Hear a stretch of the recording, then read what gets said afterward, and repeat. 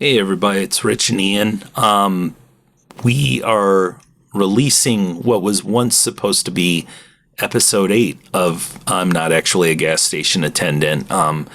There were some hang-ups and it didn't happen. However, we're really happy to be releasing this interview with Jim and Ben and Karl and Adam, as well as Ryan, who was in My Own Pine Box, and they'll be speaking on Bombs Lullabye as well as AGNA Moraine, and hopefully dispel some rumors and speak to some rumors. And they also talk a little bit about the band that they did after Joe moved to LA, My Own Pine Box, and Ryan, like I said, the bassist of My Own Pine Box, makes a brief appearance. So we're happy to finally be releasing this, and just want to send my love to Jim and Joe and Karl and Ben and Adam and Ryan, for that matter. So thanks. Hope you enjoy this episode.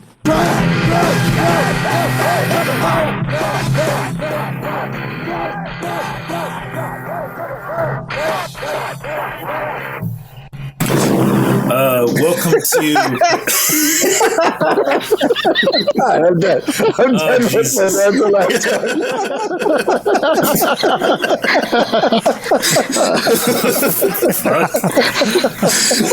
All right.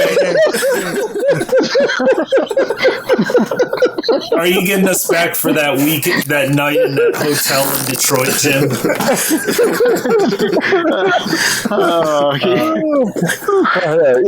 Do the professional intro thing. Go ahead, guys.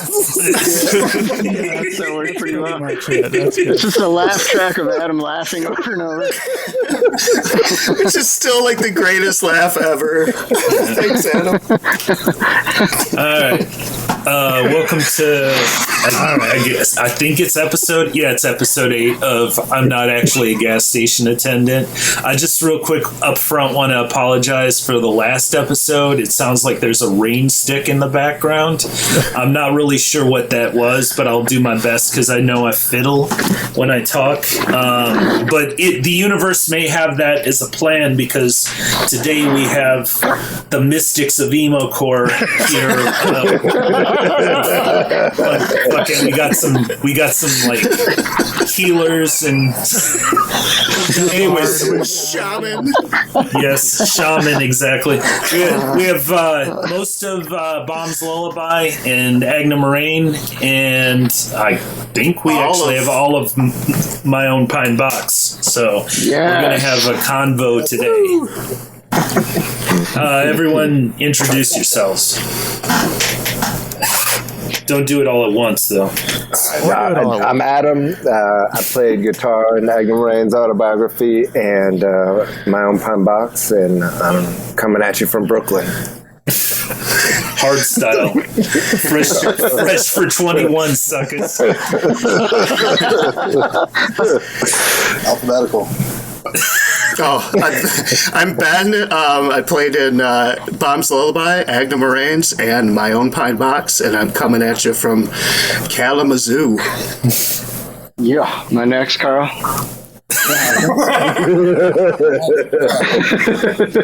Well, you ruined it for Karl. I'm Jim. Oh, Karl. Oh, go ahead, Karl. No, Jim, go ahead. Okay, sorry. It's a minute of your sponsorship you lost. I'm Jim. I was in Glass Slipper. I mean, no. I was in My Own Pine Box and AGNA Moraine's Autobiography and Bombs Lullabye. And I did lead Vox. And I'm coming at you from Northern Michigan, Cadillac, Michigan. You're up, Hot Karl. Hot Karl in the house. Crestline, California, and the mountains of the inland San Bernardino Mountains, the Inland Empire. Anyway, I heard they have some great sushi out there. All those bands, man. There's that rain stick. Did you play the drums in it? I often played the rain stick and the sacred buffalo head drum. And you liked words like pellucid. Absolutely. Hell yes. Ronnie Riddlin. Hi, I'm Ian. I work here. Oh, yeah. This is Ronnie Riddlin. Yes. I was God-given Christian name. H2O, Hatebreed, Earth Crisis, and just my own pine box. And Daedalus. Don't say just in front of it. Come on, Ronnie. Only my own pine box was the band that I was in. Of the three. Okay, well, that's everybody. Bass only. And hi, and all that. And now, we should talk about how you started, right? Mm-hmm. If you want to. I don't know. Yeah, so I guess I was talking earlier before recording a little bit about this, but it was towards the end of Bev Clone breaking up. Karl and I played in Bev Clone, and I played bass, and Karl played guitar in that band. And then Joe had the idea to form this band and call it Bombs Lullabye, and he wanted to play bass, so I switched to guitar, and basically didn't know what I was doing at all with a guitar in my hands, so I just kind of followed what Joe played often. And it was a pellucidly lovely mix of music, really. Yeah, I mean, for me, it was like a really sincere attempt at collaboration to a degree that we really tried to create a synthesis, even though Joe was clearly the driving force. So much so that, like Ben said, we just followed to the beat what he was doing. We kind of had to. It was so much forceful energy coming through his instrument that, I don't know, it was kind of amazing. That's cool. And I was learning to play the drums again, so. I didn't know what I was doing, but I wanted to be in a band for way back in the day when Ben and I were children. We used to go to shows all the time in Flint. Hell yeah. And so I always wanted to be in bands, and then Ben broke out with a couple bands before me, and I would always try and weasel my way in. Never worked. So then we were in Kalamazoo, and you were still in Grand Rapids then, right? Yeah, we lived at the Bev Clone house, or at least I did. Karl had his own place in Grand Rapids with his wife at the time. Yeah. And so you and Joe would come up from Kalamazoo, and we'd practice in the living room at the Bev Clone house. I remember, I'm pretty sure we practiced through a winter without heat, didn't we? Yeah, that would have happened. Thanks, Jason Adams. And some unpaid bills to finish, buddy. I remember everyone playing with fingerless gloves, and that was a good spot, though. We had people come off the street and help us. You remember when that guy came in? Oh, yeah. This is way off subject, but that guy came in off the street, and I think he tried everyone's instruments.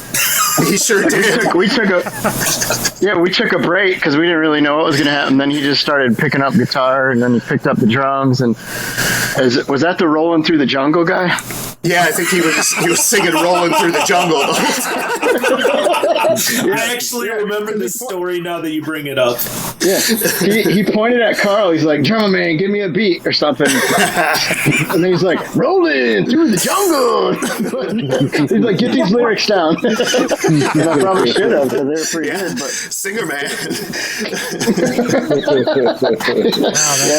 I really knew that I wanted to be in a band. That house, we had some wild occurrences happen there. We started having shows there, and just would get weird folks that would come through. And I remember I think it was shortly after we moved in, maybe even the day after we moved in, we had a 12-year-old boy knock on the door, and we opened the door, and he was holding a chainsaw. And he said, "Y'all want to buy a chainsaw?" And we were like, looked at each other, and nobody, how much? And he said, $75. I got to get my mama out of jail. And so none of us had $75 at the time, or we would have tried to just get his mom out of jail for him. But yeah, it was broke down times back then in Grand Rapids, struggling emo rock band or whatever the hell Bev Clone was. You know, it's weird to, like, your house in GR, like, it's weird to think, like, it clearly was rough, but, like, I never felt like it was rough. But then, like, you know, you had your jaw broken, so there's that, I guess. Wow. Yeah, some pretty nefarious things happened. Actually, shortly after Bombs Lullabye's only show, in the summer of '96. Yep. About a week after that show, we had a party at the house, and some neighborhood ne'er-do-wells came in and started attacking folks, and I ended up with my jaw broken and some stitches in the back of my head, and my friend Mike West had really gotten injured.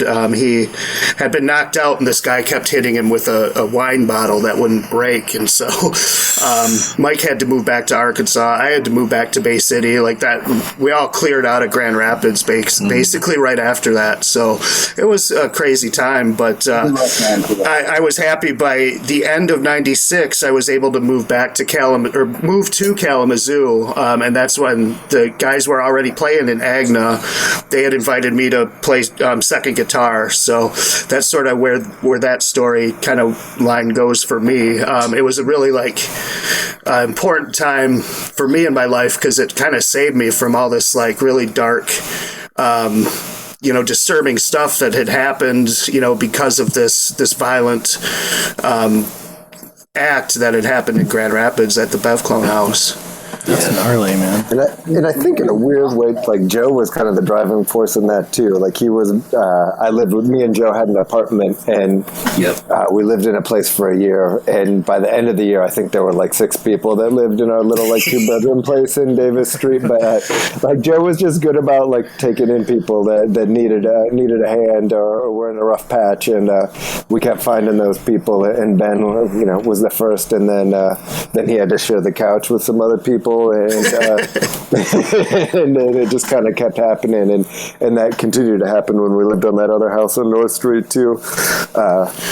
Yeah, that's for sure. Joe, would always kind of reach out and try to help someone, one of his brothers in need and that kind of thing, or just, for whatever. So that was just wonderful. And, I've listened to the podcast, Rich and Ian, and just the stories you guys have about, that is in particular the last tour where everything started just going so terrible for Constantine. The constant in that was like Joe was always trying to be the peacemaker and that kind of stuff. So, I mean, I just appreciate that kind of stuff, about him. And go Joe. Remember when we were really starting to get AGNA going? Wasn't that when I was coming down from GR all the time to KZoo, and we were playing in your parents' basement. Yes. Yeah. Yes. We kept playing in my parents' basement for a really long time. The horse room. Yeah. That's I don't know. It was fun. You guys I'd go a little early to go do my laundry, and then 2 or 3 of you guys would already be there hanging out with my mom in the kitchen. I didn't know how to feel about it. Oh yeah, that was a constant source of jokes. Yeah, your parents were the best because I think they were only maybe a decade older than me. Yeah, because it was kind of awkward in that you guys were a little older, I was a little younger, and they were kind of weirdly in the middle, they were really gracious and great, and they would come to our shows, and even though they heard it at least once a week through the floorboards, they were wonderful about that. Your mom was a teacher at my high school. Yeah. I would go upstairs, and your mom, Chris, would share some cookies with me while you guys were writing some songs. She would bake for you guys on occasion. I became very close. Very close. James would often profess his love for your mom. It'd be uncomfortable even on your father sometimes, but hey, whatever. Koothies were just a good people. We'll just Yeah. yeah. Your parents, did they ever get mad? I remember like you broke your dad's truck window out with an amp. Do you remember that? He wasn't stoked about that, but no, they rolled with it. They rolled with it up pretty well. I think that was the same day that we broke the window. We got in like 11 people. I think was that the show that we drove to Pittsburgh or somewhere, or maybe it was the Indie Fest that we played. But it was like a. We drove to Pittsburgh. I think you were like dating a girl there or something. And we're like, let's drive all the way to Pittsburgh, play a show. And we broke down on the side of the road. Oh yeah. But it was a pickup truck with the king cab, and there were like 6 people in the front, and then I feel like Karl and Chad were in the back with all the gear, and it was I don't know. I think we did it a few times. He was more concerned about that than the window. He was like, "That was a lot of people in that car." And I was like, "Yeah, probably." Son, I'm not stoked. That's basically it. Yeah. That blurs together a little bit, but. You remember? I don't know if there's any order to this, but after we tried to do something before and got disconnected, I was thinking about the whole drinking bowl thing. But do you remember when we played a show somewhere outside of Kalamazoo, and right before that we found a keyboard in the trash or something? That was the show I did, actually. It was an electric organ, and I had to drive separate. Like I had a hatchback that could fit the organ in the back. I had to drive that out to the barn, so we would plug it in and put rocks on it. Yeah, that was fucking brilliant. that show was Race Trader, you guys, I Against, and Legacy for a Third World War played it. Some band from North Carolina played it. Oh yeah, Triple Crown. Triple Crown, yes. Was it a barn or something, Rich? Yes, it was a barn in Otsego. That place. That guy. Yeah. Yeah, that guy. Who was that guy? Who was that? He had flyers for some crazy shows that had been played there. Was that where Green Day was supposed to play but didn't show up? Yep. No, they showed up, but they were drunk apparently. Oh wow! I didn't even know they didn't. I heard they didn't show up. That was as far as I know, they didn't show up. Yeah. When I was in Bev Clone, we had friends from Flint that were really stoked and went down to that show and were just super disappointed that Green Day didn't show up. But I think Spitboy did. Yes. Spitboy rocked Otsego. Yes, Spitboy was definitely there. Yes, Spitboy. Yeah, I think that probably people who are traveling from, say, Flint to go see Green Day probably weren't necessarily digging Spitboy's vibe. Actually, I think some of them were. Joel Rash, this dude who puts on shows in Flint, actually brought Spitboy to Flint to play there with us. Our band at the time was called Second Sight. What? That was pre-Bev Clone, real old reference. The glass slipper reference Jim gave was kind of a funny joke earlier because Tommy, the singer of Bev Clone, we were trying to decide on names, and he kind of got real quiet and said, well, I know, glass slipper. We just, right then and there, we're like, no, let's go somewhere else with that, dude. Let's go somewhere else. But a previous band was called Second Sight and did play with Spitboy in Flint. So that was the highlight of my year. And I think that was in 93. Yeah, that sounds right. I met some kid that he made a zine, and he was in Otsego, and it might have been the son of that guy, the guy that did the shows, and he had a whole take on it, and he said that the Green Day showed up but didn't play. They were really drunk and very rude. That was that. And I don't know if he's but that was when Dookie came out and he was trying to be all in your face, I know better, whatever. Yeah. I don't know, but that's Well, that show I did for them, Ian, I actually ended up procuring the barn through that kid because at the time my younger brother went to high school with him. and like got his number for me, and I'm like, hey, would you be cool with us doing a show there? Sure. I don't think I paid them anything. It just like, Wow. yeah, it was that was a show. What I remember specifically, this is relevant, kind of. Race Trader said something about Derek's coffee shop, kind of. There was a weird Jihad Race Trader rivalry. The Common Cafe. Yeah. And he basically, like, their bassist Brent was like, coffee is blood money, and it doesn't matter if you have drinks at your shop named after Nation of Ulysses songs, it's still fucking blood money, because he had a drink called the Hot Chocolate City. But anyways, Jenny Oslin's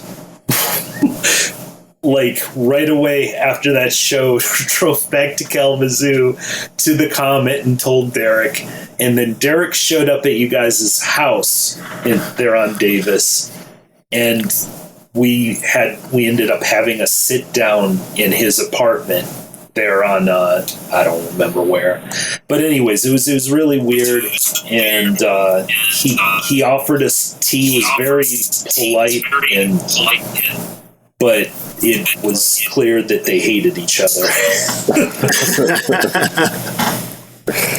Yeah, I don't think the Jihad guys took like super kindly to us either, with the drinking bowl and the rock on the organ situations and stuff. Did you guys do that more than at that barn show, the rock on the organ? No, I'm pretty sure we kicked it to the curb. There were a lot of one-offs. Yep. Jim, did you have to transport that thing? Yeah, I had to. You guys drove separate, and I had like a Toyota Tercel. I'd have to put it in the hatchback. And I drove it out there. And we might have left it there. I think we maybe left it in the barn. I don't know. We were done with it. Because I remember in between songs, Joe would go over and move a rock. Different key. He always had the wackiest ideas. Yeah, but he'd move it like he had. Like, if I just put the rock right here, it's going to be perfect in between these two songs. And then he'd move it, pass the ball around, playing again. So, okay, so this is a good like who came up with these ideas, or like did you guys actually talk about it, or was it very spontaneous, or was it just what how did that work? We talked about so many stupid things that I remember at one point, I'm sure Joe, he wanted all of us to get Spurs. You remember when he wanted us all to wear Spurs? He's like, we can all wear Spurs. Wait, he wanted you guys all to wear furs? No, Spurs. That's where we can get the Spurs from. You guys remember that or not? No, I don't. Spurs, that doesn't stick with me now. I think I was probably wearing like Chucks or some shoes. I'm like, I don't think those will work. He's like, we can make it work. And you know what? Like, there was many years after Constantine Sincati broke up, I was on a message board, and someone there was these weird rumors surrounding us, like that we camped in a cave while we were on tour. We're near one, right? I don't know. I think camping was more AGNA Moraines. Yeah, totally. But when they asked me that, I couldn't say no, because I don't like most of those stories. It was like, yeah, they burnt their underwear in a bonfire, but I was sleeping in the back of a van, so I didn't fucking know. Joe always had those, just fucking cuckoo ideas. One of the first places when we went on tour in Kentucky, because we were with Rent America in that van. That's a whole nother description of that thing, but it was a death vehicle. But we played our first show on tour. I was just thinking about this the other day. Our first show on tour was at the zoo in Grand Rapids. That's right, John Ball Zoo. We played on the outdoor stage, whatever, outside of the zoo, and then the next day we loaded up the van, which we planned that really well too, if I remember. Like everyone brought, well, there was 10 of us, right, total, because we had the 3 guys from Run America, and then we had Psycho Shirley was our driver. And we all brought sleeping bags, and then we realized that there was not enough room to put the sleeping bags unless we unrolled all of them. So we unrolled all the sleeping bags, and then 3 people at all times would have to sleep in the loft. And you'd fall asleep in about a half hour because the exhaust leaked. Yeah, it was rough. I remember too. You had to make sure you put Chads at the bottom too, because that shit would give you a rash. Like I remember we drove. I think we got to like southern Indiana or something, and by that time there was 3 of us in the loft. It was so hot. There was no air. The van didn't have any air, and it didn't have any windows except the front. There was like driver's side, passenger side, and then there was windows in the back, but you couldn't actually open them like out the back door. So it was just like a hot box. And I remember getting to this gas station in southern Indiana and getting out, and it was Joe, me, and I don't remember who else was on top, but the top sleeping bag was red in the interior, and we got off. Our chests were pink, like it dyed our skin. We walked in the gas station, and I'm pretty sure the whole tour Joe wore like these old like polyester dress pants and loafers and like that super stained hated shirt that he probably wore on Constantine's tour, that same thing. And so we got there and we got our shirts off and walked to the gas station. we're all dyed pink. I remember that was gonna be a good tour at that point. So I probably will ask you guys some questions in regards to Chad's band. I forget their name right now. Puritan, yeah.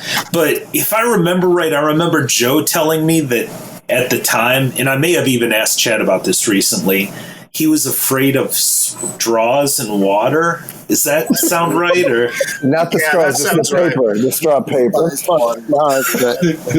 He was afraid of the paper that wrapped around straws. Yeah, he was. It made him uncomfortable. He was afraid to unwrap. He was afraid of being clean. I remember he never brushed his teeth and he just never showered. He didn't take showers, no. Yeah, he just drank iced tea all the time. Yeah, iced tea. He was a solid dude, and I was glad he was along for the ride. Oh yeah, Chad's awesome. Yeah, I love Chad. Psycho Shirley, when we first, I think the first show we played, was it? Yeah, Benji. Remember the first show we played was in Tennessee, but we got lost. Oh yeah. And so we had to call from this will date. If anyone listens to this podcast that's not old like us, this will date. But we use this thing called a payphone. And I remember he called the kid and said he's talking to the kid, and he had a really deep Southern accent. And the kid said, "Oh, let me get directions off the internet." And Benji was like, "Get the fuck off the internet and just tell me how to get to your house." He was like,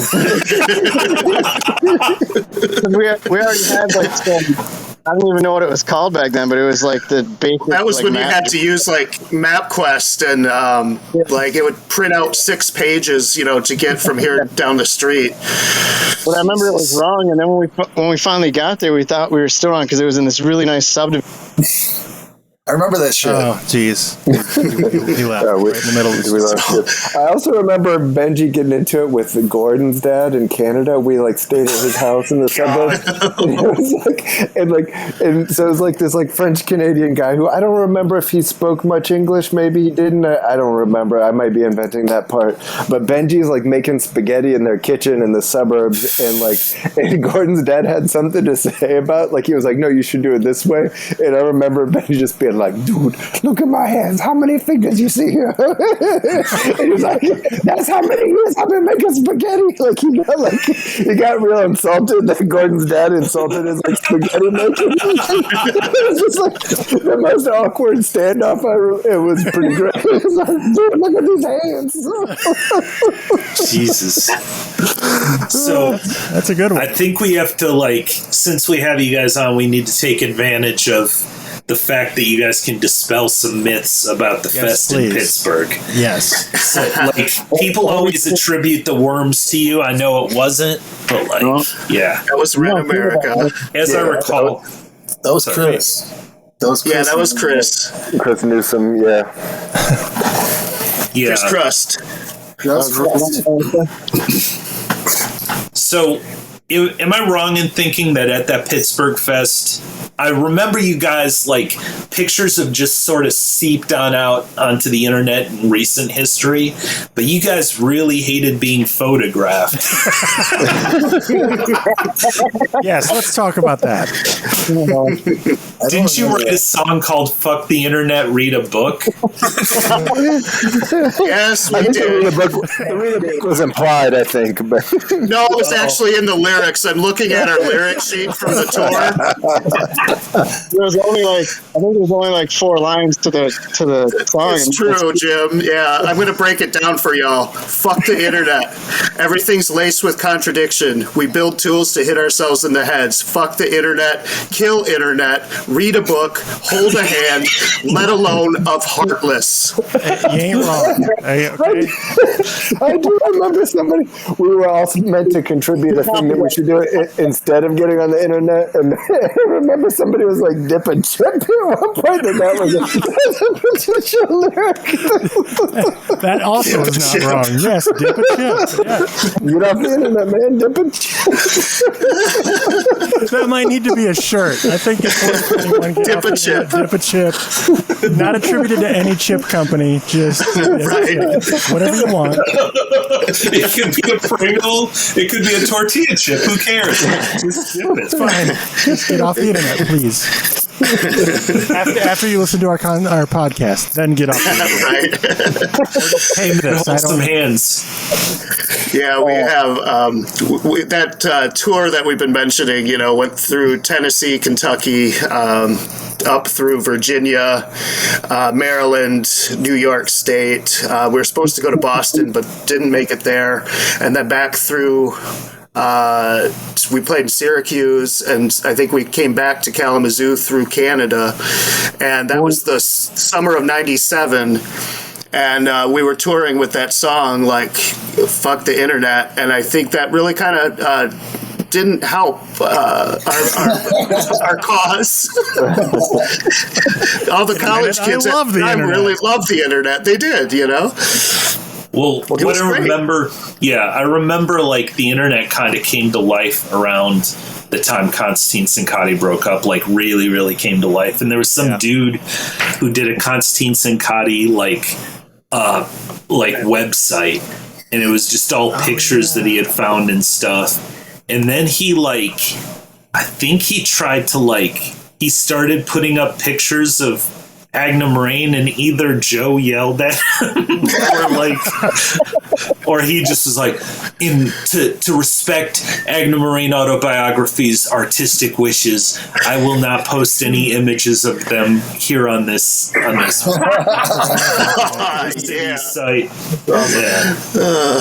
God damn, you guys were strong-arming people into...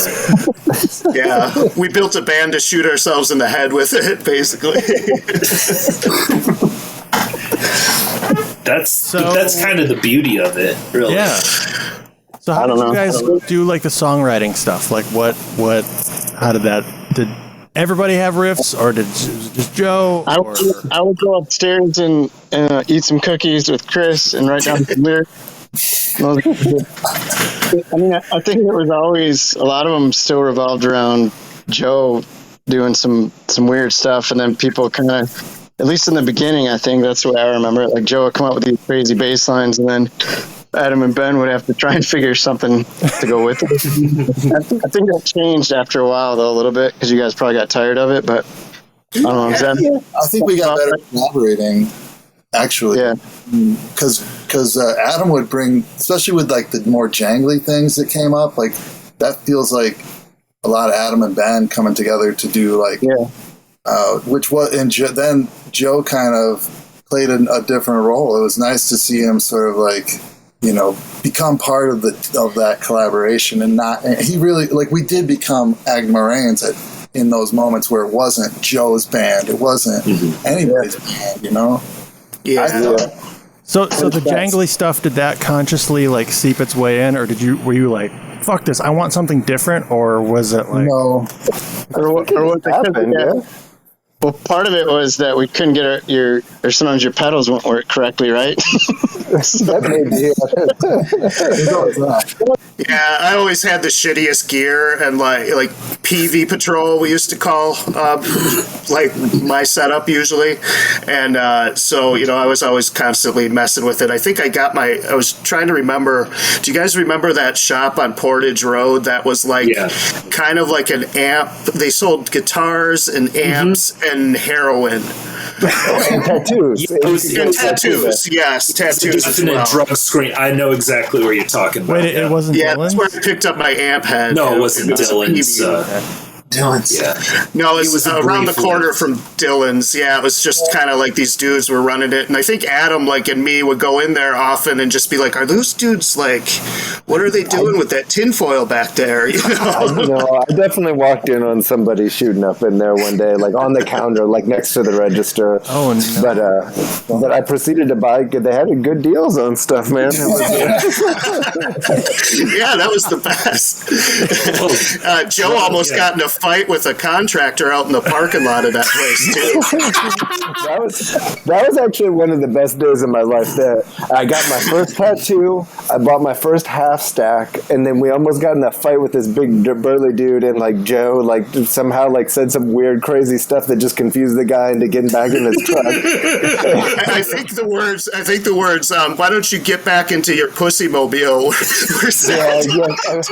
Way before Kill Bill ever came out.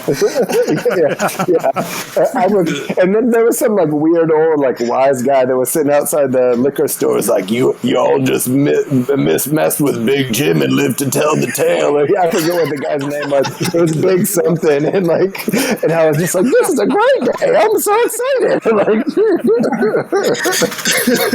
Oh, God damn. Well, you remember when we were recording? You're talking about that pedal. I remember we'd go down from Mike Scher's house, and you'd get Scherfine batteries. instead of getting Duracell or Energizer, we only had enough to buy $3 worth of a 20-pack of Scherfine batteries, so you'd have to keep replacing them with them. Yeah. Good Lord. Going back to writing songs, I feel we just kind of jammed quite a bit. That was part of our practice. No, we would just kind of let it rip for a little while before we had started doing anything. That's cool. Yeah, you guys wrote a lot of the songs before I even started playing with you. I think I'm only on the recording for the split with Rent America. So that 7-inch that Gord put out, I definitely helped put that thing together. So I got my name on the credit for it, and I did some art for it and stuff too. We did all that hand screening GoCo, making those patches. That GoCo machine, oh my God, I can't believe how much use that thing got. Tell me that had to be a Joe idea. Oh, that was Joe for sure. Yeah. The printed, the lyrics printed on patches. That's so Joe. I mean, the Davis Street house looked like a sweatshop factory, man. He had stuff laid out all over the living room on the couch. He's just stamping away on everything you get. I remember making snot rags. He was stamping on everything. do you guys remember when Constantine Sincotti made a nightgown? That's awesome. I made some AGNA Moraine's PJs that I still have. I don't know why Joe just had the GoCo and he just couldn't not use the GoCo. It didn't matter whether we needed to use the GoCo. So he decided he was going to make some merch for this show we were playing at the Comet with Weston. And so it was this silky nightgown that has the Cormac logo on it. That's awesome. Yeah, I think Basil ended up with it. Yeah. So how did you just ask Gord to do that stuff for 7-inch, or was, how did that work? I don't know. Gord might have offered through his sort of friendship with Joe. Mm-hmm. And Karl, I don't know if you remember how that came about. He was friends with you too, wasn't he, Ben? Yeah. Bev Clone? Yeah, for sure. He did stuff for us before, but it was never anything I was connected to. And I think it was more Joe and him working together to do it. Mm-hmm. But Gordon was always a great friend. Yeah, Joe did a lot of that kind of stuff. He did like the Bombs Lullabye 7-inch would have never came out if it wasn't for Joe and, you know, his kind of relationship with Matt Weeks. Right. So stand still in fear of sorrow. They pawn complacency in their pockets, prearranged contentment. How many times will I have to choke back tears, years trying to understand? How many? So I just want to say real quickly, we lost half of our interview. So we're back this time without Ryan or Karl. That's it. But anyways, here we go, back to the interview in progress. Yeah. there were, 3 separate recordings for AGNA. There was the demo recording that was released on cassette, and then there was what became the AGNA self-titled 7-inch, and then there was another recording later on that I was involved on, finally, that was that turned into the split 7-inch with Ren America. Was And everything done with Mike? Yeah. All of them were done with Mike, sure. Yeah. Nice guy. Yeah. Good dog. Fishmobile. Nothing bad to say about him. Nice guy. That's right. Fishmobile. I remember he was vegan and I was stupid. So we had gone to the Hardings down the street from his house, the grocery store, to get some lunch one day when we were recording for one of those. And I got some pasta salad. And when I came back to his house, I saw a Parmesan cheese container in the cupboard, and not, thinking through that he's vegan, why the hell would there be Parmesan cheese in his cupboard? I dumped it onto my pasta salad, and it turned out to be sugar.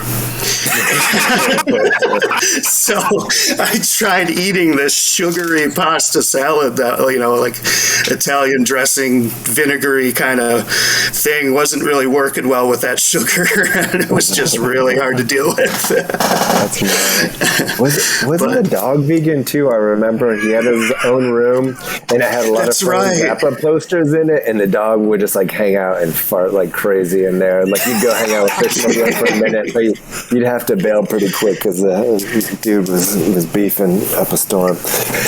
Yeah, he was a stinky guy. The dog. He was buddies, or he really, really liked Slayer, and he really, really liked Zappa. That's the things I remember about that dude. But whatever happened. And he liked cursing. He likes when we would swear on records. So I started trying to get one in there every time I go record with him. If I was doing any vocals, I'd throw a fuck or something in there, just to make him happy, and he would get all stoked. It was great. Do you remember? Do you remember, Ian, when we recorded the first 7-inch with him? And I think the first song we recorded was Huznia, and he was just like, "Oh, so you guys just write makeout songs?"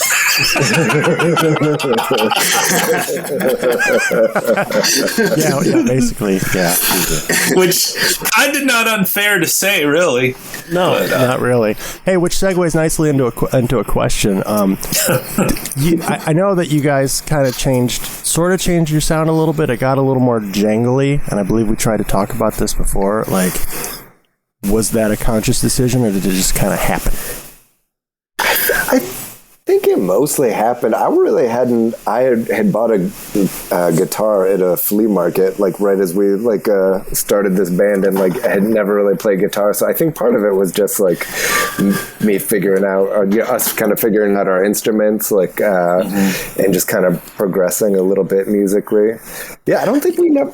I remember mostly for me, like writing stuff was.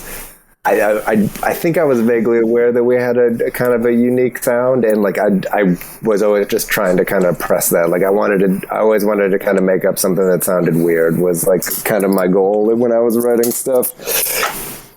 Yeah, Adam did a lot of the writing for AGNA and My Own Pine Box, most of it, besides what, Joe was coming up with for bass lines that we would just kind of try to follow along in AGNA. But as it kind of progressed, Ian, you're right, like it became more jangly. Part of it for me, the guitar sound was just because I had shit equipment. I had like this Epiphone special guitar that I think I bought at the Guitar Amps and Heroin store. So I had this Epiphone special, and it was a cheapo, like $100 guitar, and I was playing it through this cheapo, like PV amp, like combo amp thing that it was an actual cabinet and a head that was split up. It might have been Karl's old guitar rig from Bevclone, actually. Yeah. Now that I think about it, but anyway, the equipment we were using for me, like I never found a good like distortion pedal, so I would just keep the amp more like set towards cleaner sound, and that's kind of like it just kind of developed into that, like where I just wasn't throwing a bunch of distortion all over it because it sounded like shit anyways if I did. I think as I recall, Joe was using like a PV TKO bass combo, and then he had a like 115 cab that he had bi-amped possibly or something. Or like, that sounds more technical than we were capable of. I don't know. I think he might have been using my old stuff from Inso Gray. He might have been using my old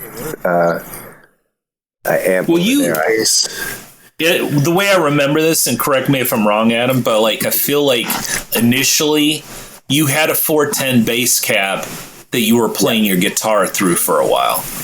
That might have happened for a little while, and then I had a piece together. I was really stoked. I remember we played a fest in like Pittsburgh, and I had a full stack for like one day, and I'm sure it sounded like shit. Yes. I bought something weird at the tattoos, guitars, the heroin and amp store, and like we like pieced it all together, and it was just like kind of loud and dumb, but it was pretty fun. Well, Andy shut down the fest.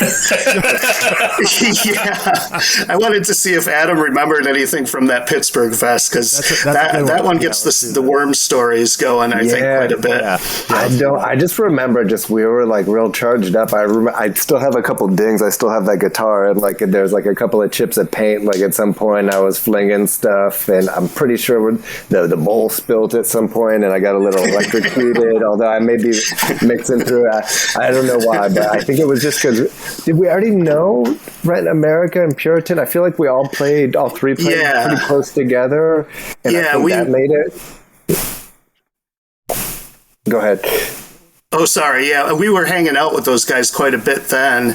I remember like rolling into Pittsburgh, and we got there in time, whatever day it was, for this was called like the Tompkins Square Riot Fest, and it was in Pittsburgh in like spring. I think it was in like March of '97, and we got there, and The Great Unraveling was playing, and Joe and I were just stoked. We were like, hell yeah, like let's go in and watch this. I had never got to see UOA or Moss Icon or any of Tony Joy's bands, so I was just really stoked to see him play guitar. And Joe was stoked on the bass player quite a bit. I think it was it Scott Malat? But anyway, so we were watching The Great Unraveling, and then like just remember feeling super stoked, but then everything like show-wise for us just sort of became The Great Unraveling after that. Like, I don't know.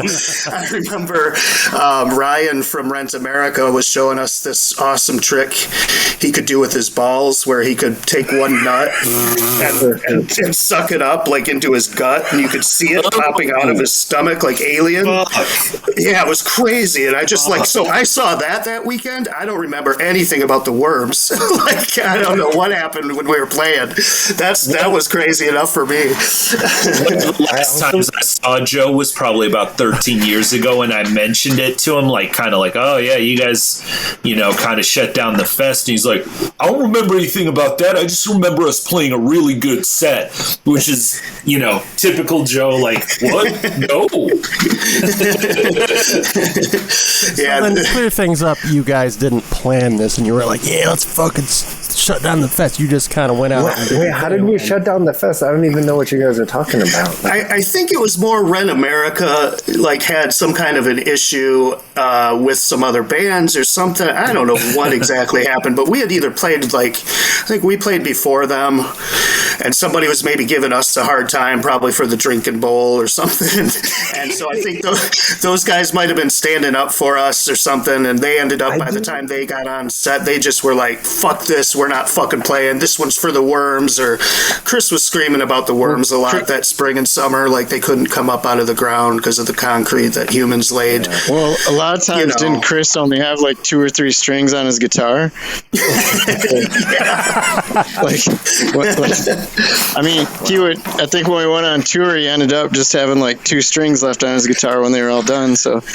Yeah, I don't think they cared much about like the music they were playing. It was more about the spectacle and all that, you know. And we were kind of like, we just want to play our songs, man, and like talk about them and stuff, and you know. But I don't know how that all kind of devolved. Somebody online keeps like telling people there's video out there of the Worms of AGNA Moraine's Rent America Pittsburgh Fest event, but nobody's come clean with it yet. Well, they're afraid because you guys took such a strong stance on photography and videography. You heard it here first. Jim to show up and kick their ass. That's right. Jim would not be having it. So, okay, I guess not. I don't want to like keep dwelling on the songwriting stuff, but like, and this is not a slam against Joe, but we've established that he had a unique sense of time and melody and stuff like that. Mm-hmm. Was it difficult to write around him? Adam? I don't know. I don't think so.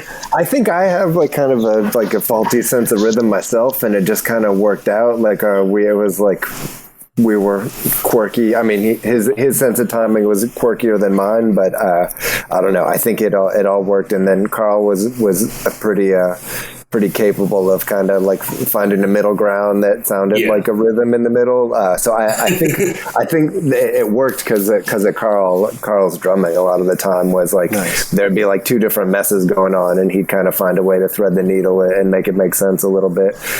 Yeah.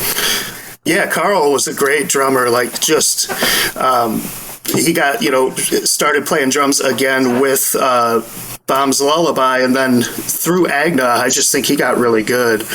Yeah, he did, for sure. You there, Jim? Yeah. Oh, you got me. Any remarks on Karl's drumming, Jim? Yeah. How do you feel about Karl's drumming? I don't know. I was upstairs writing lyrics with Adam's mom, so I didn't really pay attention.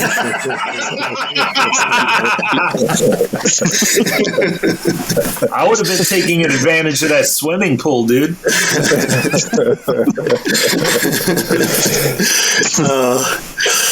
Chris and Greg with 2 G's. They were our biggest supporters, our biggest adult supporters. They were surprisingly patient and accepting of all the noise that came out of their basement. Gotta commend them for that. Did your parents show up to any shows? Anybody's parents? My parents would come pretty. I think they would have come a lot more. I think I was like at the time was kind of like, "Come on, Mom, not again." Like, but I remember there was Jim's gonna get distracted. I remember they were at a house show. They got shut down with the police, and like by the police at one point. Like they rolled with that. Like they. I don't know. When I first started going to shows, they didn't believe that straight edge was a thing. They were just like, "Come on, that's not a thing, dude." Like I was like, "No, really, Mom, it's fine. It's all ages show. There's gonna be no drugs, no alcohol. There it's straight edge." And they're like, "You just made this shit up, man. That's not a thing." They really didn't believe it for a long time. You're gonna get high, right? And I was like, "No, really."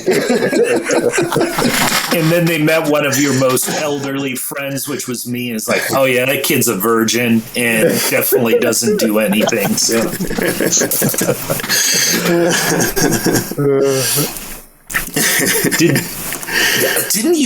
Did you guys, I mean, I know you were friends obviously through Chad, but like, did you guys play a bunch of shows with Puritan? I don't remember. Not so much with Puritan, maybe a couple. We played a handful of shows with him, though. I remember a story, the drummer at one point, it might have been at that fest in Pittsburgh. VJ? Was like, said something to the audience like, most of you people are useless. I'd rather that you guys had your throat slit or something weird like that. He was kind of a character. Yeah. He made me into seem scarification. happy all the time, man. He did. Everyone wanted to be around Jim when VJ was there. Come on, Jim. He had like a really extreme diet, I feel like, too. He ate like only like corn nuts and like mustard sandwiches or something. Like, I don't know. Yeah, it was really rough. What's wrong with that? That's good. Oh, vegans. Well, I remember the dudes from Resin. I want to say the bassist. In '96, I hung out with those dudes a lot, and the bassist was trying to be fruitarian at that point in time. It was some I don't know really why bad that's funny. It's just because it's Resin and fruitarian. It's funny. So he was pretty much just eating tomatoes and like. I mean, obviously apples and such, but like, yeah, it was really weird. Then you got to get into those conversations like, are legumes a fruit? You know, like, can I eat these garbanzo beans out of the can? It's a slippery slope. It is a slippery slope. Eventually, you're going to fall into beans. Just That's right.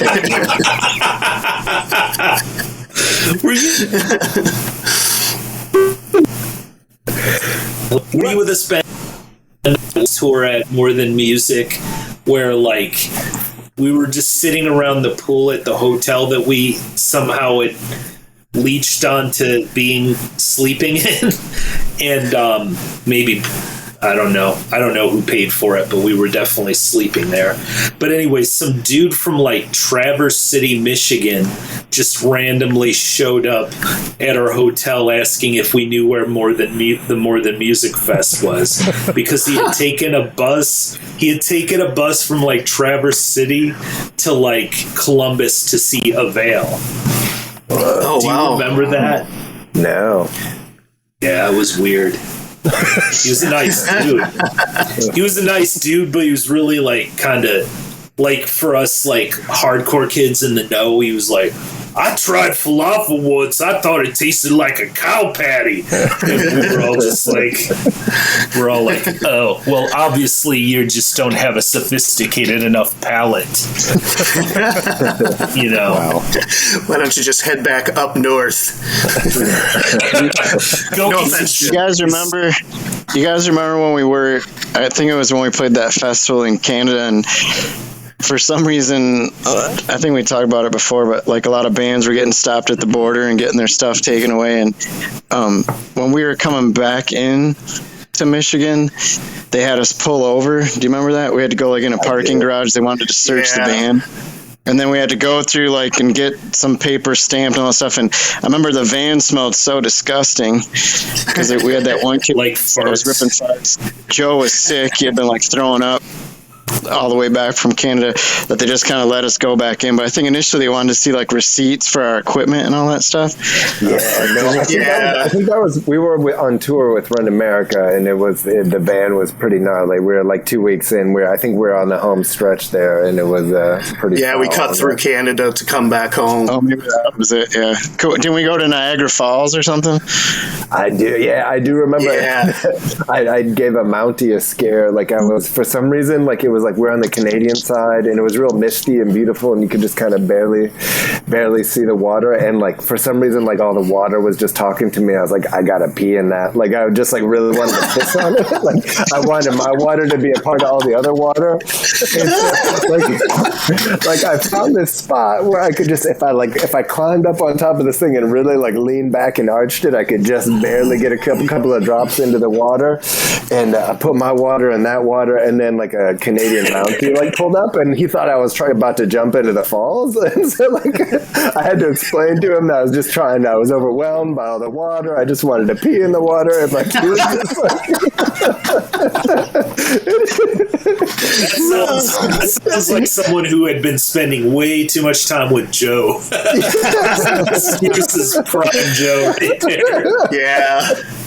We said some prayers with Joe when he caught and then cooked the fish in upstate New York. The world's tiniest fish. It was like,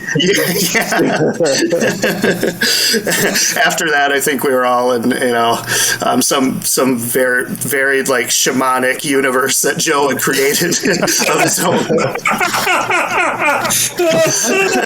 I'm very grateful I got to spend some time in that universe, though. For sure, man.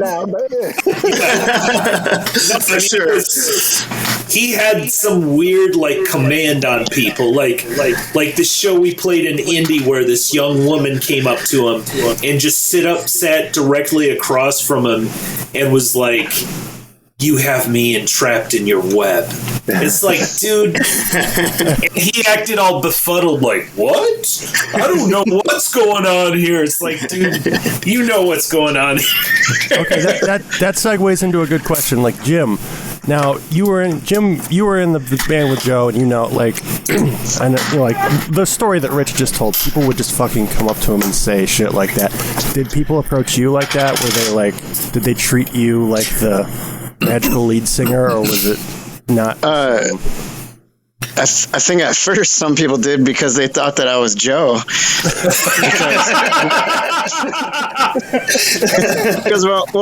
Because you had to go back to, that was the time when everything would say former members of, right? So people knew that Joe was in that band, and they just assumed, they didn't know that he was playing bass, so they just assumed that he was a singer. And if people hadn't seen Constantine before, a lot of times they didn't know which one was Joe, which one of us was Joe, I guess. So yeah, I don't know. I'm a lot grumpier than Joe, so I didn't have a lot of interactions with people. Nice. Okay. I always thought you had a healthy sense of stranger danger, Jim. Yeah, that's a good move. Yeah, honestly. Yeah, I don't know. I don't remember any. I mean, besides some of the stuff we talked about before, like people walking into our practices and stuff, that was a little different. That was fun, but I don't remember. I mean, there was, like, we met people in Pennsylvania and a couple other states that would, like, write letters and stuff, but nothing where they were, I don't think I had anyone snared in my web or anything. So. You gotta try it at least once, you know. You have to ensnare someone at least once in your life to just to know, you know. So, the part about the pine box, my own pine box, got cut off. So, do you guys want to talk about that? Yeah, sure.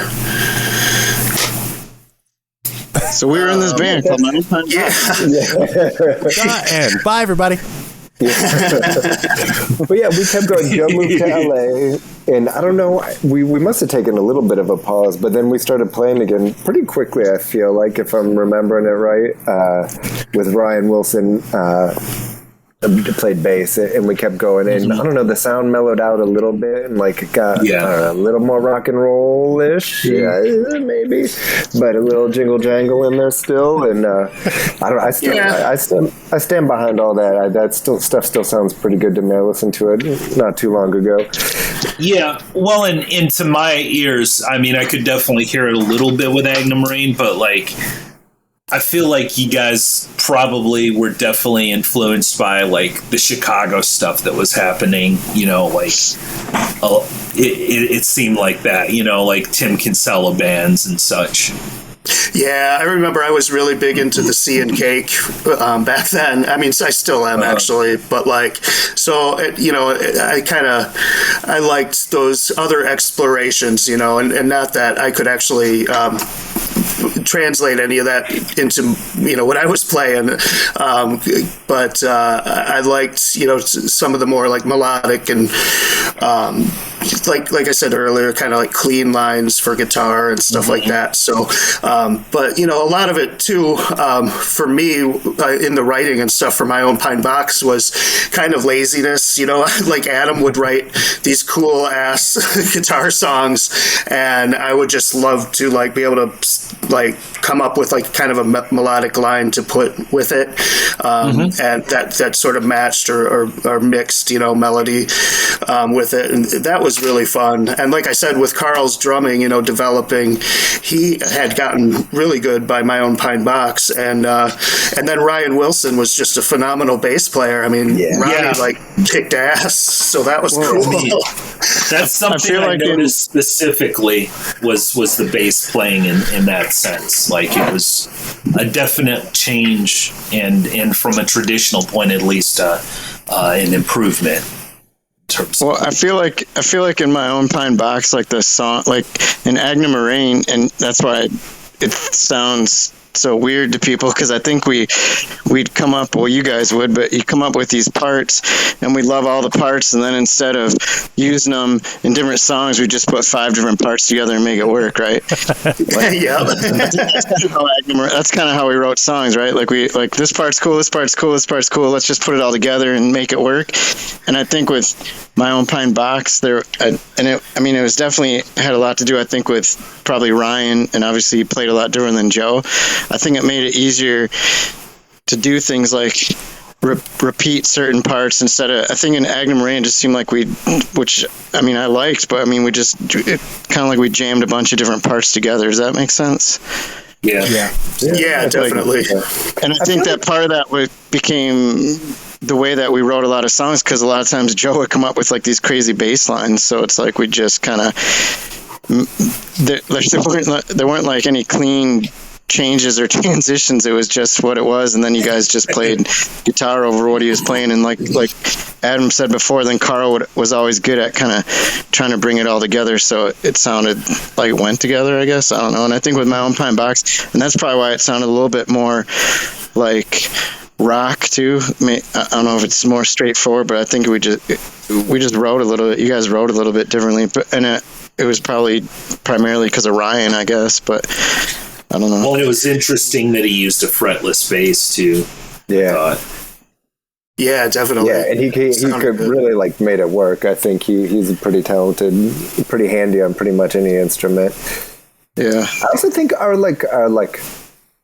I don't know. I'm sorry. I'm struggling with but I don't think we were like trying so hard with that band. Like we were. I don't think we were. We weren't like not eager to play shows and get out there, but we weren't like kind of like chasing down show. Like we were just kind of doing it for the joy of doing it a little more maybe than we were with AGNA. Like I think we were less ambitious with it. Yeah, definitely. It was a little bit with that little bit. I don't know. Laziness sounds like. I don't think it was a bad thing, but I think we just maybe had a little more fun with that band than we did with AGNA. Not that AGNA wasn't fun for me, like those were really awesome times, but it was a little lighter, I think, in some way. Yeah, I agree, Adam. I like one of the like big differences there, I think, was that with AGNA we were still really kind of connected to the like hardcore scene and that kind of thing, where My Own Pine Box, by the time that was going, most of the scene had seemed to have kind of moved on from where we were at in Kalamazoo and what we were doing and stuff. So we weren't really like playing hardcore shows as often. We played some basements and stuff, but and house parties or whatever, but like there just wasn't that much of a scene going, where we were at anymore, and we weren't really chasing it down either, Yeah, that's an interesting point. Like around 97, like I would say 3/4 of the people that made the scene that we were a part of left town. Like I feel like I was one of the first ones, and then it was like I was living in Chicago, and I find out, Derek Kenny's in Indianapolis, and Steve Ursaw and Rob Hicks live in Chicago, that kind of thing. Like everyone. Yeah. And I think in 97, like the summer of 97 is when we got back from tour with AGNA Moraine. So I think that, and then like Adam said, I think it was about a year, maybe like the next spring or summer is when we started playing together again, maybe. Yeah. I think it was a year, I don't know, or so. And I think that's definitely the shows. I mean, before then it was like every weekend or once a week there was like a basement show, or within 30 minutes away there was a show somewhere else. And back then it was like you'd see a band at like Harvey's on the Mall or whatever. Is that what the place is called? Harvey's on the Mall. Yeah. Hell yeah. Right? I mean, and it was like there wasn't any, I don't know, it wasn't like a hardcore scene. It was like Broken Hearts or Blue. I mean, it was more like that kind of stuff, I guess, was the only bands that were kind of really playing. I'm sure there were, but I think part of it, I was always older than like Adam and some of those guys, so I was kind of over that a little bit. I kind of got tired of that, so I don't know, because I don't think that when we did AGNA, we would have played some of the shows we played at with My Own Pine Box for what Adam said. Like, I think we just wanted to be together, play music, and if we could play shows, that's great, and if we don't, that's okay too. You know what I mean? Like, I think that was the difference. I think that when we were in AGNA, I don't think we would have played like Harvey's or like a bar, pretty much. I mean, that's what it was, like a college bar. Yeah. But, yeah. Right, yeah. And I just think that it wasn't because, I don't know. I mean, part of it, I don't know if it was because we were too pretentious. I don't know. Like back then it was like, we just wanted we wanted to make music, I guess, in My Own Pine Box. We wanted to have a good time, and we weren't going to get upset if we had to play on a stage, whereas like before, you get on stage or, stuff like that. And I just think it was a little bit different. Maybe I was less grumpy too. I don't know. Yeah. Well, the stage thing is a weird thing that our whole circle of people really like had this really strong aversion to stages, like to a ridiculous degree. Yeah.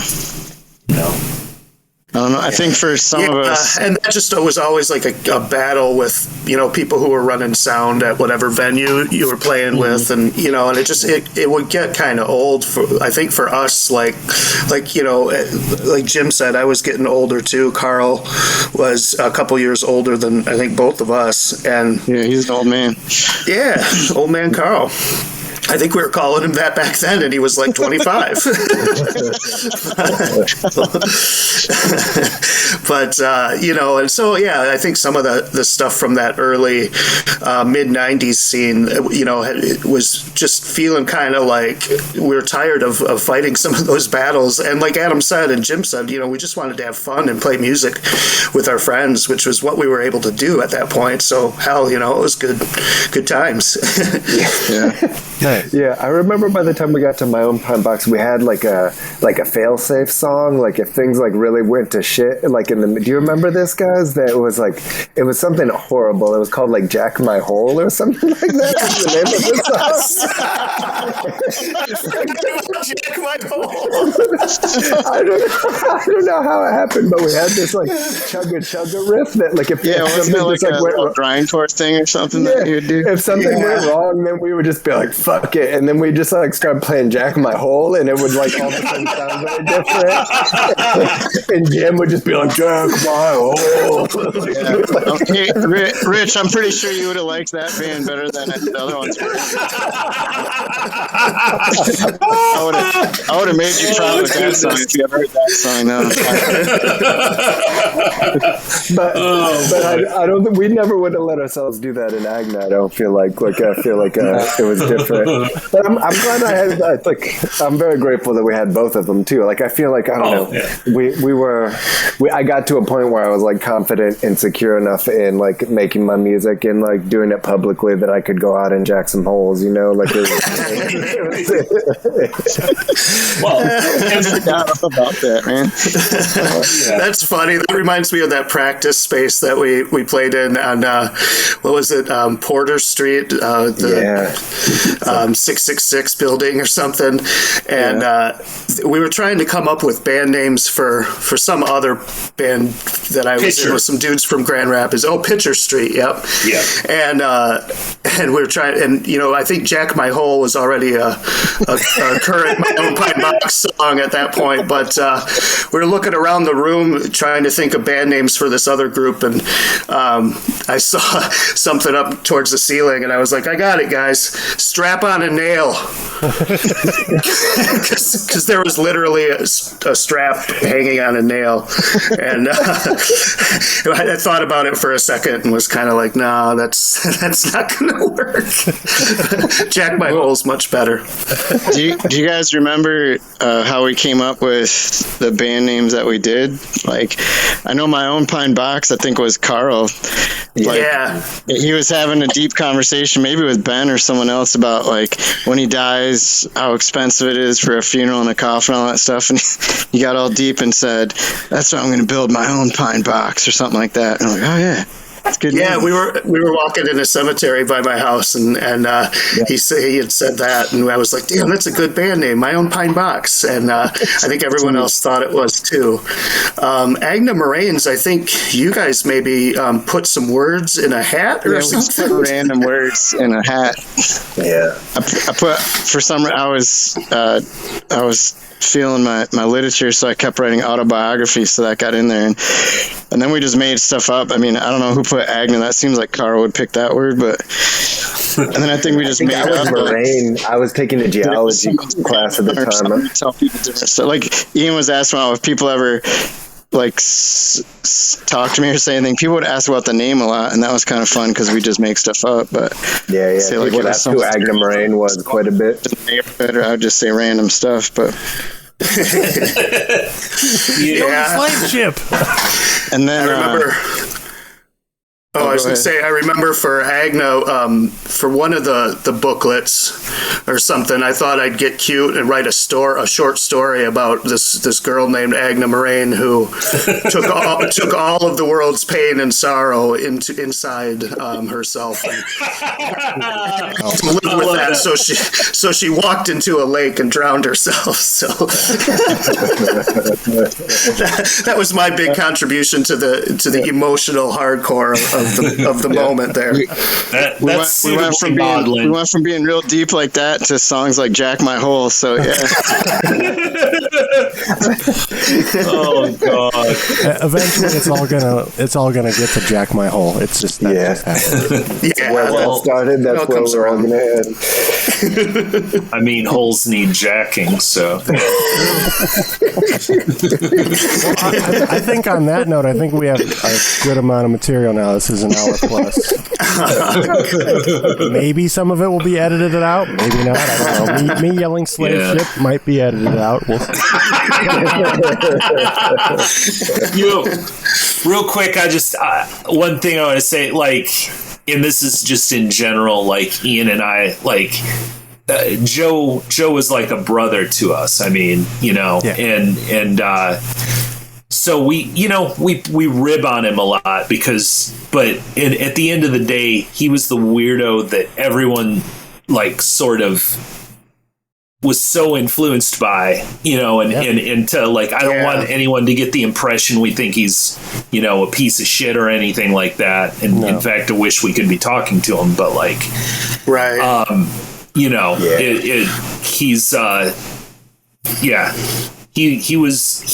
changed all of our lives in a pretty significant way, I would say. Absolutely.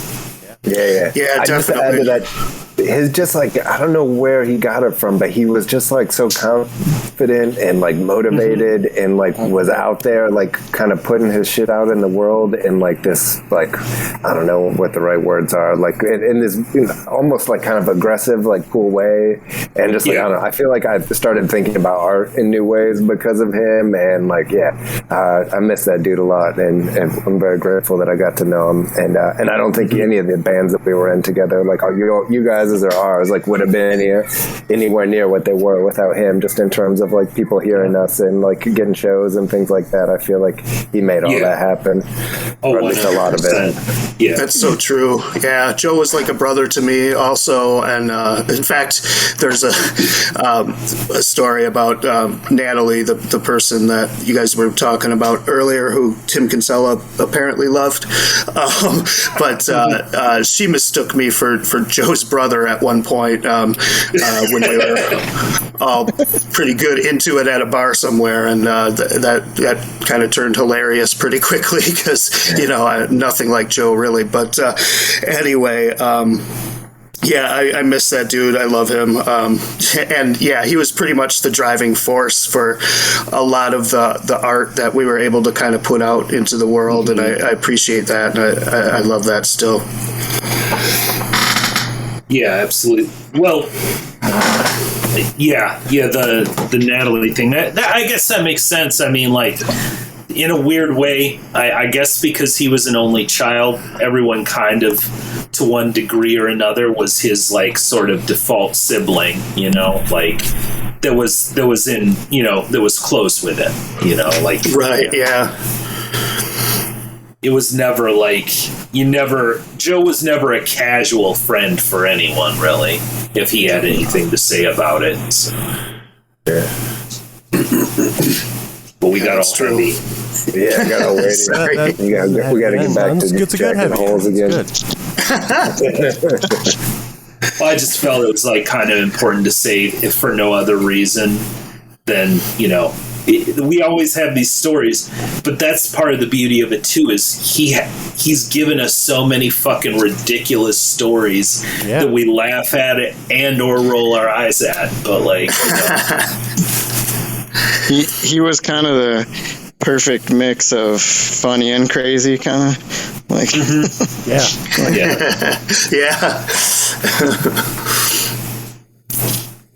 Well, all right. I think this is good. Thank you guys very much again. This is like the third time we've had to put this together, and now it's finally thank you done. guys. It's the most we've all talked for years. It's been good. I know it's been Ian, really good. Thank you. Ian, if you have any trouble like with the technology, just give me a call. I'll help you out. Thank you. Yes. Edit, right? So let me know. I'm hitting save right now. Here we go.